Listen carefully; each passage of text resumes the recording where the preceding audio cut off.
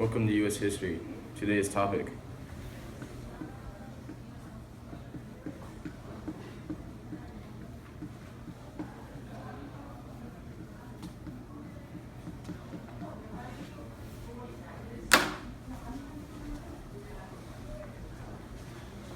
With your host,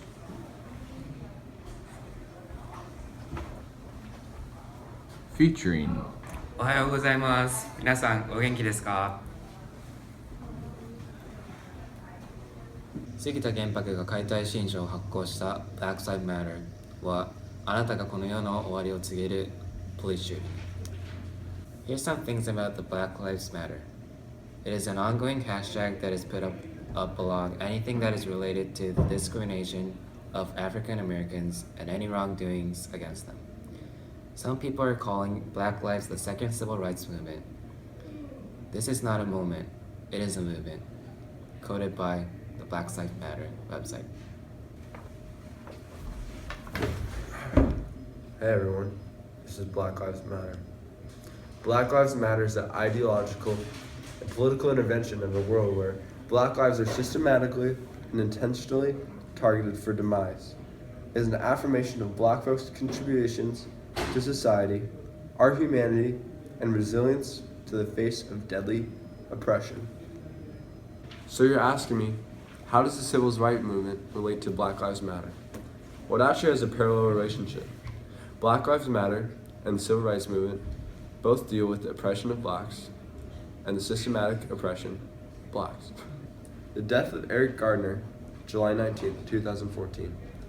Eric Gardner was put in chokehold by the NYPD in Staten Island while being held by other officers after being arrested for suspiciously selling Lucy's.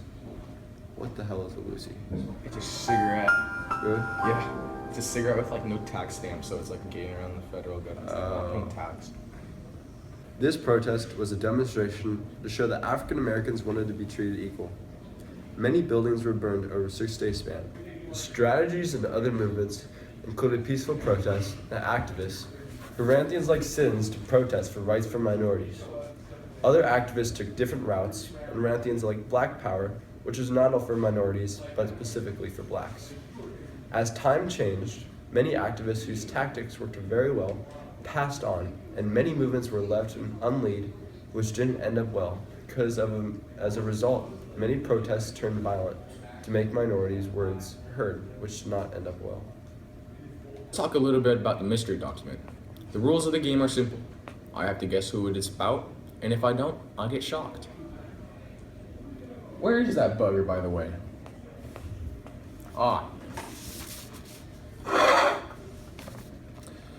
George Zimmerman, a 28-year-old Floridian and community watch coordinator, saw him walking home from a convenience store with a pack of Skittles in hand. Zimmerman said he felt threatened, quote, threatened, by the 17-year-old male. As he followed him closely, Zimmerman promptly called 911 and told the dispatcher, "This guy looks a little bit suspicious, or he's on drugs or something." Now here's where things start to get nonsensical. After being told by the police not to take further action, Zimmerman replied by saying, "Okay," but kept pursuing the now fleeing teenager. According to a report by ABC News, the subject's girlfriend was speaking to him on the phone at the time of the incident. They reported hearing him say, "What are you following me for?" with Zimmerman responding, "What are you doing here?" Shortly before shooting and ended that poor kid's life in cold blood. Well, I have to think about that some. Trayvon Martin. Let's take it back to Ferguson, Missouri. Michael Brown. Michael Brown was an 18-year-old black African-American citizen who was gunned down in Ferguson, Missouri on August 9, 2014 by police officer Darren Wilson.